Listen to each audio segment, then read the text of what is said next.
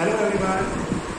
आज मैथ में हम एक्सरसाइज जो हमारी 12.3 है इसको स्टार्ट करते हैं। आज एक्सरसाइज 12.3 12.3 एक्सरसाइज को हम इसको करने वाले हैं।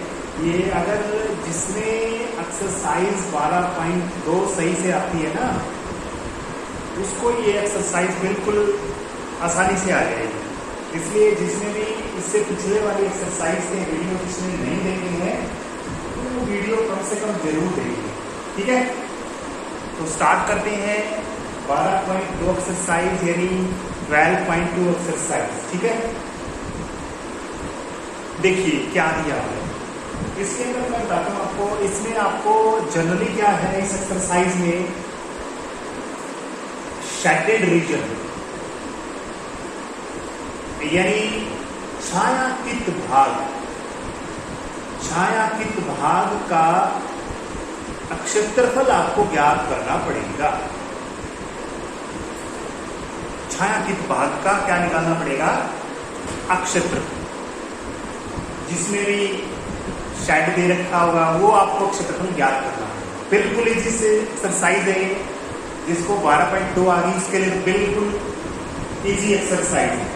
चलो देखिए, आपका मैं सब पढ़ देता हूँ। आपके मैथ में क्या दिया हुआ है, देखिए आपके पास एक सर्किल दिया हुआ है, एक वृत्त दिया हुआ है, और इसमें एक इस तरह से व्यास है। ये हमारे पास QR आपका व्यास दिया हुआ है, ठीक है।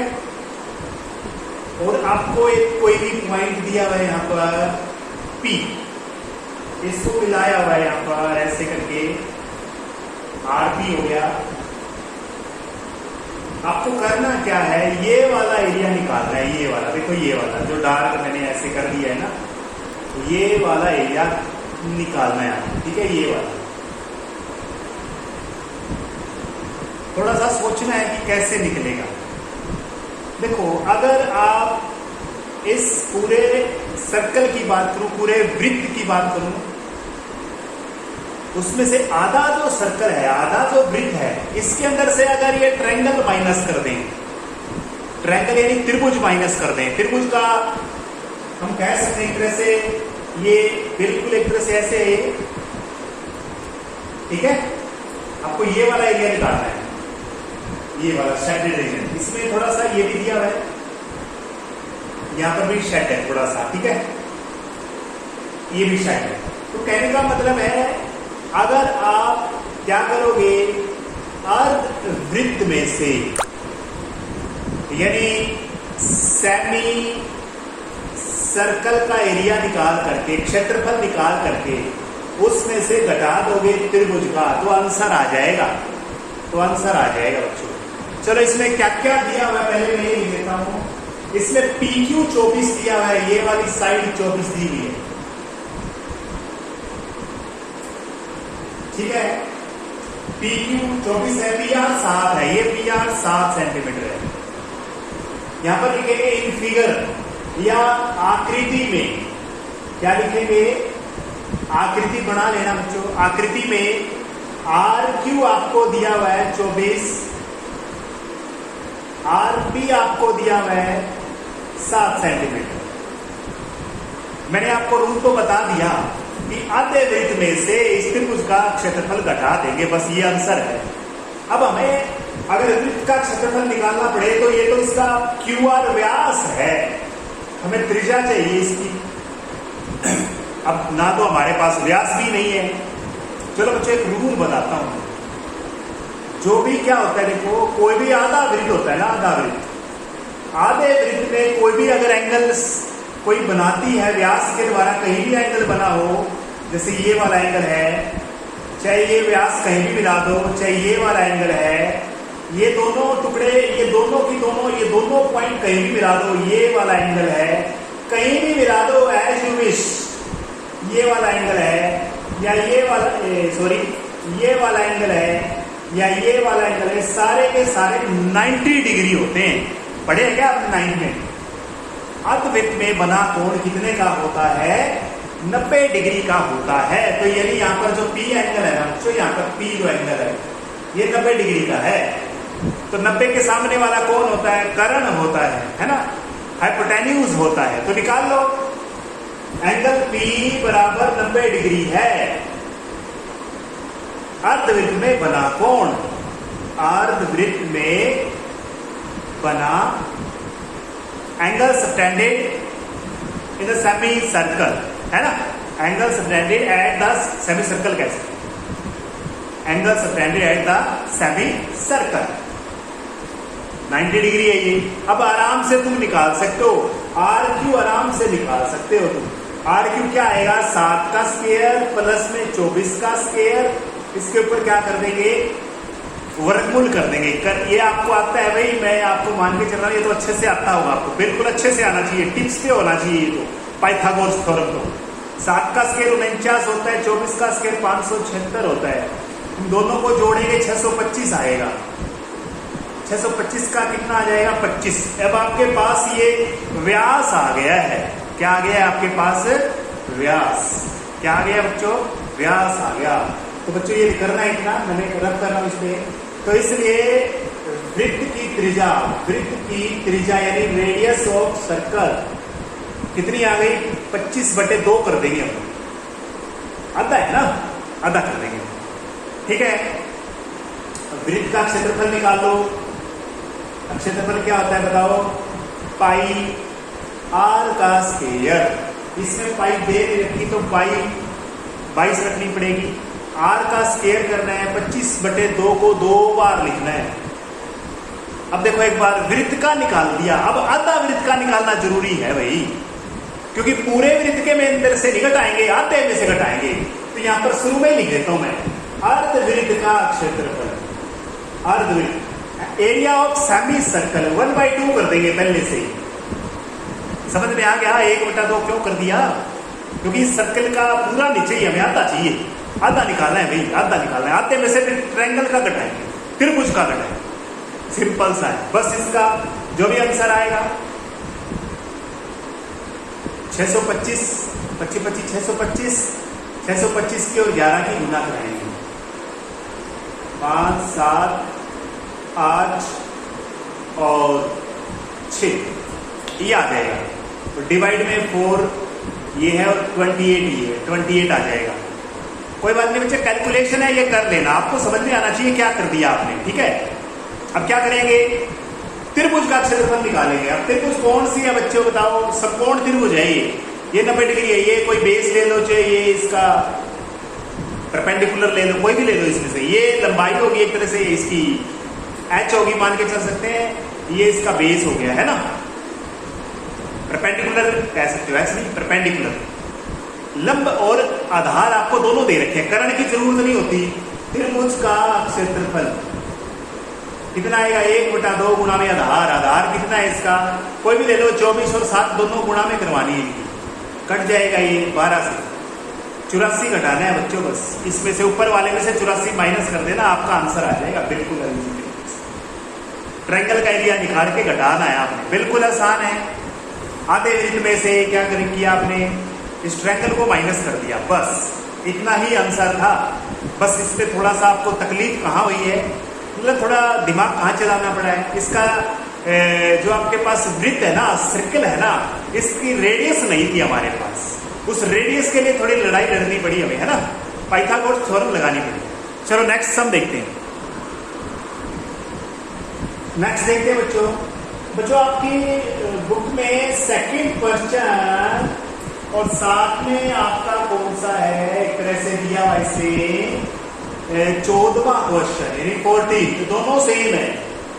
दूसरा और 14वां सेम क्वेश्चन है, बिल्कुल सेम है। देखिए दोनों को बना देता हूं, दूसरा और 14वां दोनों सेम है बच्चों। देखिए कैसे आप समझोगे सर ये कैसे हो गया, इतना लंबा जा करके सेम कैसे मिला? देखो इसलिए मिला, ये आपके पास यहां पर क्या दिया वाले को, 2 कॉन्सेंट्रिक सर्किल है। कॉन्सेंट्रिक क्या होते हैं बच्चों? जिनका सेंटर एक है। दोनों का केंद्र सकेंद्रीय एक केंद्र है और इसमें इस तरह से कुछ डायग्राम बनाया हुआ है। यहां पर A लिखा हुआ है, यहां पर C लिखा हुआ है, यहां पर B लिखा हुआ है, यहां पर D लिखा हुआ है, ये O है। तो आपको ये वाला एरिया निकालना है, ये वाला देखो, ये वाला एरिया निकालना है। इसमें दोनों चीज आपको दे रखी है। ये O है ना बच्चों, देखो O है ना, बड़े वाले वृत्त की त्रिज्या, बड़ा वाला वृत्त है ना, इसकी त्रिज्या दे रखी है इसने 14 और छोटे वाली वृत्त की त्रिज्या है 7।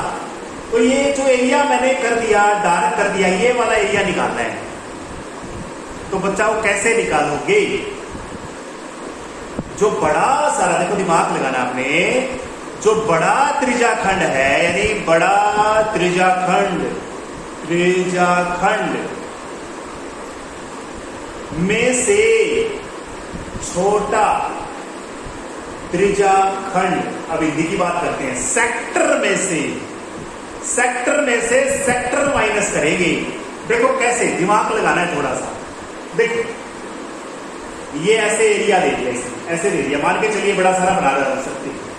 अगर ये आपने पूरा निकाल दिया, सेक्टर निकाल दिया, ऐसे निकाल दिया, ठीक है, निकाल दिया। अब इसमें फिर छोटे वाले का निकालेंगे। छोटे वाले का ये हो गया, इतना इतना छोटे वाले का है। अब बड़े वाले में से छोटे वाला माइनस कर देंगे, ये छोटे वाला कर दिया माइनस, तो क्या बच गया? यही तो बच गया, यही बच गया आंसर। अरे बड़े वाला सारा निकालेंगे तो सारा एरिया आएगा, और छोटे वाला निकालेंगे तो इतना इतना आएगा, और ये माइनस कर देंगे छोटे वाला। आंसर आ गया आपका, ये पट्टी आंसर आ जाएगा, जितनी पट्टी। अब इसमें सारा कुछ आपको दिया हुआ है बच्चों, इसमें एंगल भी दिया हुआ है, कोण भी दिया हुआ है। 40 डिग्री का कोण है इसमें, कितने का है? 40 का, ठीक है। तो इसमें बड़े वृत्त की त्रिज्या, रेडियस ऑफ लार्जर सर्कल, है ना, radius of larger circle equal to r equal to दी बच्चों 21 सेंटीमीटर। 16 सेंटीमीटर है, 21 दूसरे में है। बड़े वृत्त की त्रिज्या आर दे दिया, त्रिज्याखंड का कोण, त्रिज्याखंड द्वारा बनाया गया कोण, ठीक है, ऐसे लिख सकते हैं, त्रिज्याखंड द्वारा केंद्र पर बनाया कोण। एंगल में, एंगल ऑफ सेक्टर कह सकते हो, कितने का है? 40 का है। सेंटीमीटर दिया हुआ है ना इसमें, रेडियस तो, और ये डिग्री में हो गया। तो एरिया ऑफ लार्जर सेक्टर, बड़े त्रिज्याखंड का क्षेत्रफल, बड़े त्रिज्याखंड सेक्टर का एरिया निकाल रहा हूं। पाई आर स्क्वायर नहीं है, ऐसे फॉर्मूला था क्या था? थीटा बटे 360। थीटा, आप पहले फॉर्मूला होना चाहिए, आपको पता होना चाहिए ना, पाई आर स्क्वायर। ये बड़े वाला क्या आ जाएगा? क्षेत्रफल आ जाएगा, बड़े वाली 14 रख देंगे। फिर इसी तरह से छोटे त्रिज्याखंड की त्रिज्या 7 centimetre, radius of smaller circle 7 centimetre. Angle दोनों का सेम ही है भाई, 40 ही है, एंगल तो सेम ही है। अब क्षेत्रफल इसका निकालेंगे, थीटा बटे 360 पाई आर का स्क्वायर। इसमें आर कितनी रख देंगे? इसमें आर रखनी थी 14 और इसमें रख देंगे 7। बस दोनों का आंसर निकाल के घटा देना, आंसर आ जाएगा। और जो 14वां क्वेश्चन मैंने बताया था हूबहू सेम शकल का है, इसमें बस थोड़ा सा डायग्राम अलग दिया हुआ है, बाकी करना एक जैसा ही है। आपको ये इस तरह से पट्टी दी हुई है, इस तरह से दी हुई है, देखो ध्यान से, आपकी बुक में देखो, इस तरह से पट्टी दी हुई है और आपको ये वाला एरिया निकालना है। सेक्टर हो गया ये भी, और क्या हो गया? इसमें एंगल 30 डिग्री का है, 30 डिग्री का एंगल है बच्चों। इसमें बड़े वाली त्रिज्या तो है 21, बड़े वाली त्रिज्या 21 है, छोटे वाली त्रिज्या 7 है। छोटा कर देता हूं ना, छोटे वाली त्रिज्या कितनी है? ये छोटे वाली की 7 है। कितनी है ये? 7 है। अब इसमें भी ऐसे ही करना है, बड़े त्रिज्याखंड की त्रिज्या 21 सेंटीमीटर। क्या लिखेंगे? Radius of larger sector,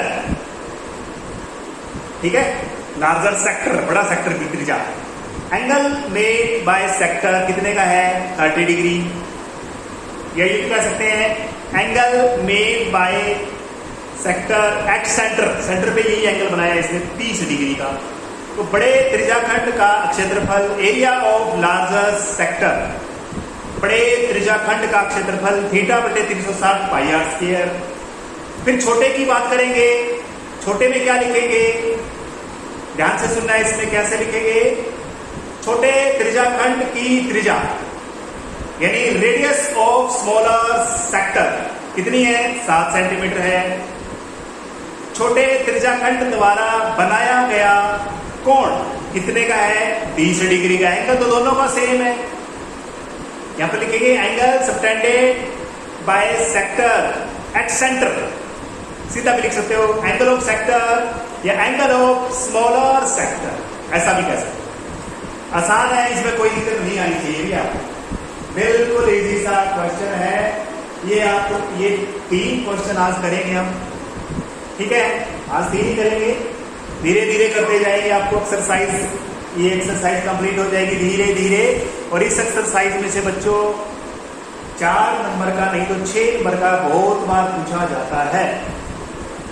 6 marks का क्वेश्चन कई बार इसमें आया है, 4 मार्क्स में भी आता है, 4 मार्क्स का भी आता है इसमें। तो 4 या 6 में से एक तो पक्का आएगा इसमें से, इसको नोट कर लेना इस एक्सरसाइज के अंदर से, ठीक है।